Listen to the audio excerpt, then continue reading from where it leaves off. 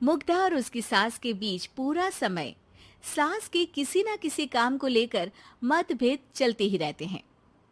बहू, ओ बहू, जरा चाय बना दे। मुग्धा चाय लेकर आती है। ये लीजिए, और कुछ चाहिए?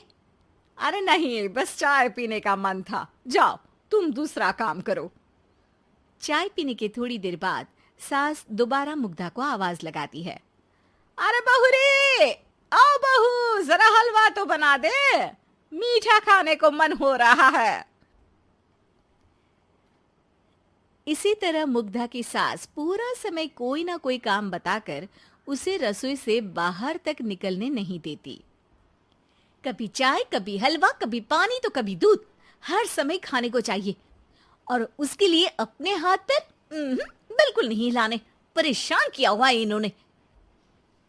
सास की जबरदस्ती परेशान करने की आदतों से दुखी मुग्धा एक शाम सचिन के साथ अपने कमरे में बैठी हुई बात कर रही होती है। सुनो जी, मम्मी जी की ये जानबूझकर मुझे परेशान करने की फरमाइशों से मैं बहुत फ्रस्ट्रेट हो चुकी हूँ। पूरे दिन में एक सेकंड का आराम नहीं मिलता। रसोई से बाहर कदम रखती नहीं कि बहू ये बना दे, बहुरी वो बना दे। अरे इनकी फरमाइशें चलती ही रहती है। अरे मुग्धा, माँ खाने की शौकीन है, पर उम्र हो चली है, खुद खाना नहीं बना सकती, इसलिए तुमसे बोलती है। अरे तो शौक भी उम्र देख कर रखने चाहिए ना। समझ में नहीं आता, हर समय फेविकॉल का जोड़ लगाए सोफे से चिपकी बैठी रहती है। इतना सब डाइजेस्ट कैसे हो जाता है उन्हें? अरे तुम मेरी माँ से इतनी नफरत कैसे कर सकती हो?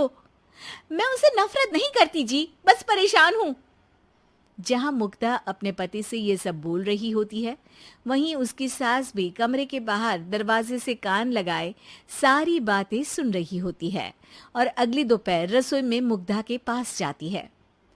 बहू, आज ना मेरा कुछ मसालेदार खाने का मन है। तो चाय बना दूं? मुझे बहुत पसंद है। अरे ना, ऐसा कर लिट्टी चोखा बना ले। और हाँ, जितना मसाला बातों में मिलाकर पति को सुनाती हो ना, सब्जी में भी वैसे ही डाला करो, खाना स्वादिष्ट बनेगा। सास की बात सुनकर मुग्धा हैरान रह जाती है। मतलब अब पूरा समय मुझ पर हुक्म चलाने के साथ बंद कमरे में हुई पति पत्नी की बीच की बातें भी सुनती है? अरे बात जब मेरी थी तो सुनने में क्या दिक्कत है? ये कहकर सास वहां से चली जाती है। अरे अब तो हद पार हो गई। इस तरह से तो ये मेरा जीना मुश्किल कर देंगी।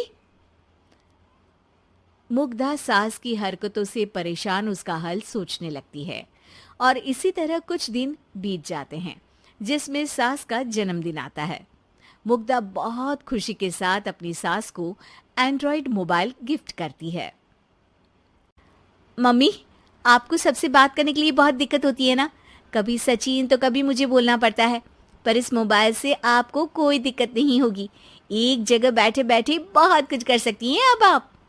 मोबाइल देख सासू माँ खुश हो जाती है, पर उसे इस्तेमाल करना तो आता नहीं, इसलिए साइड में रख देती है।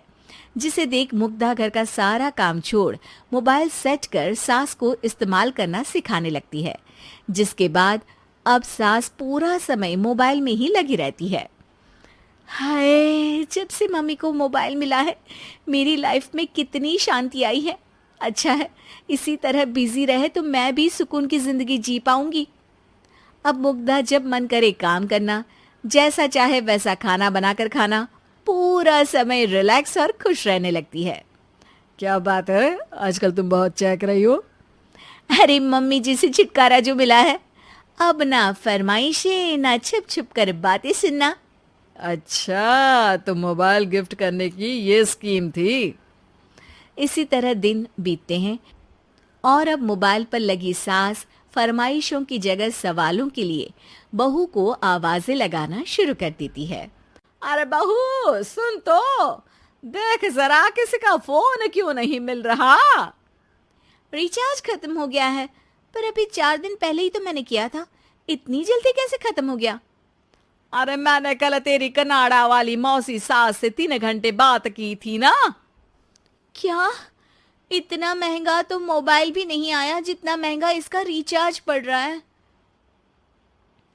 इसके बाद तो जैसे मुग्धा के दिन के 24 घंटे में से 20 घंटे सास के पास उनके मोबाइल रिलेटेड प्रॉब्लम सॉल्व करने की ड्यूटी ही बन जाती है। अरे मुग्धा, ये मोबाइल में अचानक तेरी मौसी सास की शक्ल क्यों दिखने लगी? और ये तो हिल भी रही है। मम्मी, ये गूगल डुओ का वीडियो कॉल है। इसमें आप बात करने के साथ एक दूसरे की शक्ल भी देख सकती हो। अच्छा, ये तूने मुझे पहले क्यों नहीं बताया? अब बताने के लिए पहले नहीं बताया। इसी बीच सचिन भी वहां आ जाता है और सास अपनी वीडियो कॉल में बिजी हो जाती है। क्यों, सास बहू में क्या गपशप चल रही है? इसे गपशप नहीं, दिमाग का दही होना बोलते हैं। पर तुम तो मम्मी को मोबाइल देकर बहुत खुश थी, फिर क्या हुआ? हाँ, उसका सुकून भी कुछ ही दिन मिला। अब घर के टंटे खत्म हुए तो मोबाइल की टिंग टिंग शुरू हो गई। देखो भाई, कुछ पाने के लिए कुछ खोना तो पड़ता है।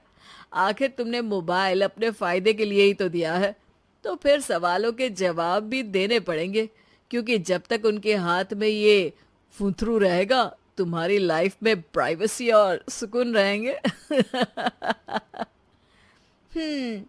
कहने का मतलब है अगर इससे प्यार बढ़े तो दाग अच्छे हैं। अरे मुझे पहले दिन से ही पता है मोबाइल किस मकसद से दिया गया है। भूलो मत, इससे पहले मैं बातें ही सुनती थी। सास की ये बात सुनकर मुग्धा शॉक में और सचिन हंसता रह जाता है।